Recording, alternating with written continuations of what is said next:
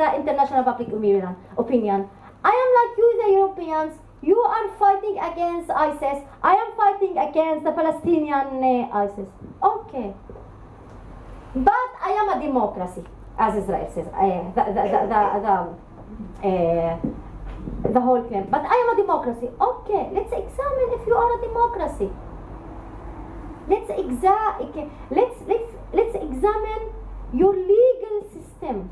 Let's look around your definition of democracy, and then you will find easily 100 racist laws. Some of them are pure classical apartheid laws. A law which prevent me from living within, me, citizen, from living within 573 community village. I am not allowed to live within 573 community village. Can you imagine a law, a British law, preventing any part of the society, of the British society, from living within certain community villages, certain towns? You cannot in Britain have one law from this 100. One you cannot have. One law. It's 100. It's not anti-Semitics. I don't want to speak anything about Israel. Let Israel speak about itself. Just open the Israeli book of law. Just let Israel speak about itself. And you will have a family unification law. I cannot marry a Palestinian from the West Bank or Gaza or East Jerusalem, or if I suddenly or anyone from the second generation of a refugee Palestinian, I cannot marry him and continue living in Nazareth, because by law, if one spouse is from inside Palestinians from inside Israel, and the other a Palestinian from outside Israel, they will not get a family unification. Can you have such a law here? Can you have a law? Eh? I do actually. You do? Okay. One. And there is... yeah? I'm sure it's not the same. I'm sure family unification. And so that 100 laws is relevant to every field of our life. As I said, land, and by land you have also a special category to confiscate land. And to confiscate it, it's always, you confiscate land in Britain for public interest.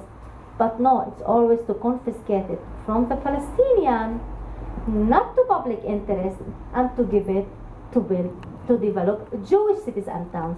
Israel has developed around 700 cities and towns since 1948.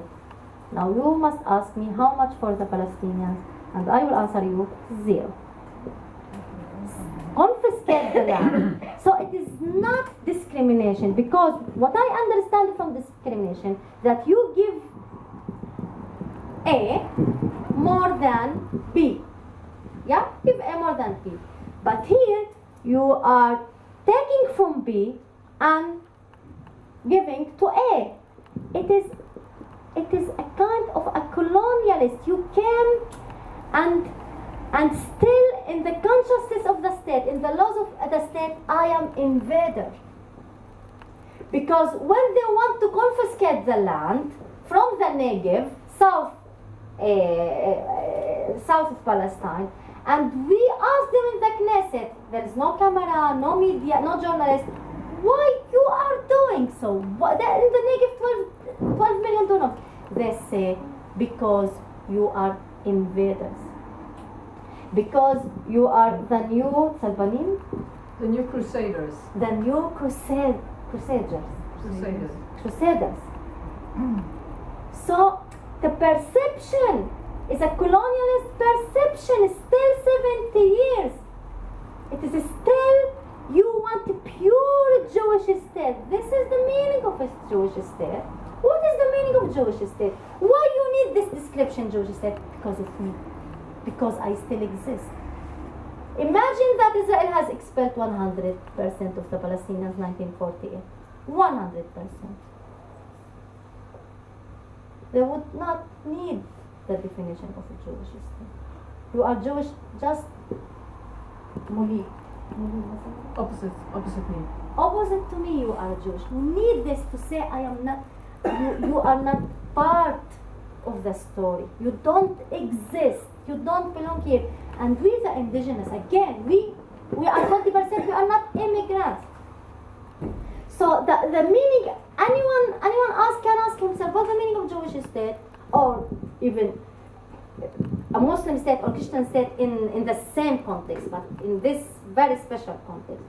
The meaning, Jewish state has three meanings: to secure Jewish as majority. How you do that?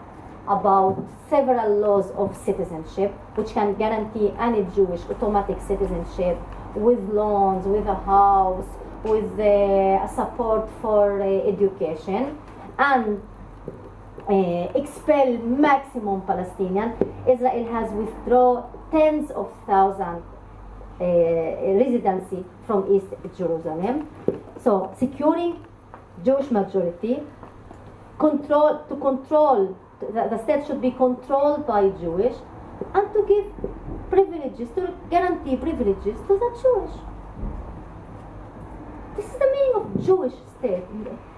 And when we ask them again, it's part of the debate, closed debate, far away from the media, why you are passing such a law? The answer is so simple: because we are a Jewish state. This definition of Jewish state in the Israeli public opinion is an enough justification for anything. So it has the logic of confiscating land, the logic that I am not allowed to study my history, my literature in the schools, and I must study history of the Jews in Europe, and Herzl, and Basel Conference, and poems of Haim Nahmani Bialik, and a lot of things. The only justification that this state must secure the rights, the identity, even recreate an identity, because Zionism has recreated a new identity for the Jews. It has also uprooted the Arab Jews, which she brings them from the Arab states. More than 50% of the Israeli population is an Arab Jew, who have part of their culture and of identity rooted within the Arab state. Zionism had to oppress their identity,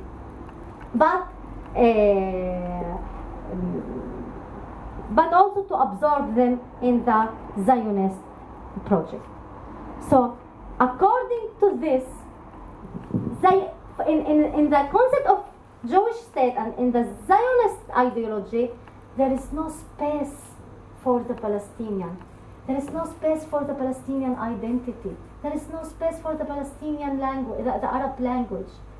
There is a new law to silence al-mu'adhin. Why? Is it because it's noisy, really? No, because it's a reminder of the Palestinians.